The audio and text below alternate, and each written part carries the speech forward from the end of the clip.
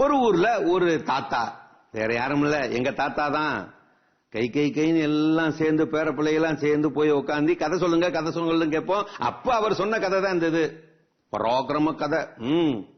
யானையத்தண்டி பெருங்காயம் போட்டு கீரைய கடைஞ்சு தின்னுவாரு அந்த ராசா. அப்பேற்பட்டவர் அந்த ராசா.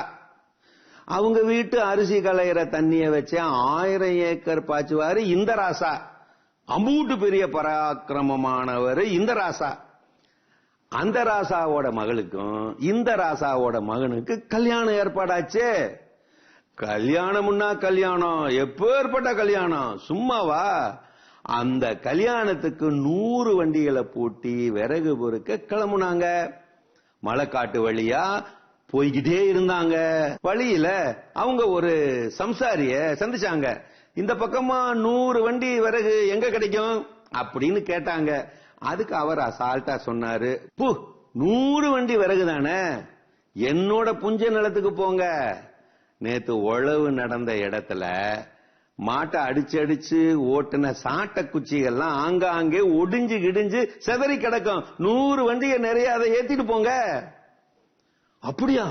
உழவு மாட்டை அடிச்சு ஓட்டுன சாட்ட குச்சிகளே 100 வண்டி இருக்குமா அப்படின்னு ஆச்சரியப்பட்டுக்கிட்டே போனாங்க. 100 வண்டிகை நிறைய சாட்ட குச்சிகளை ஏத்திட்டு கிளம்புனாங்க. வழியில ஒரு பெரிய ஆறு குறுக்கால போச்சு. கடந்து போக முடியல. வண்டிகள்லாம் வசமா மாட்டிக்கிடுச்சு. வெள்ளம் வேற வந்துகிட்டு இருந்தது, கூடிக்கிட்டே போச்சு. என்ன செய்ய? உடனே பக்கத்து ஊர்ல ஒருத்தர்கிட்ட போய் விஷயத்தை சொல்லி உதவி கேட்டாங்க. அவரு உடனே ஆளுகளை கூப்பிட்டுக்கிட்டு கிளம்பி போய் முந்தின நாள் வேலைக்காரங்க எல்லாரும் சாப்பிட்டு மிச்சம் வச்ச களிச்சோத்தை எல்லாம் வலிச்சு எடுத்து ஆத்துக்கு அணை போட்டு அவங்கள அப்படியே காப்பாத்தி விட்டாரு.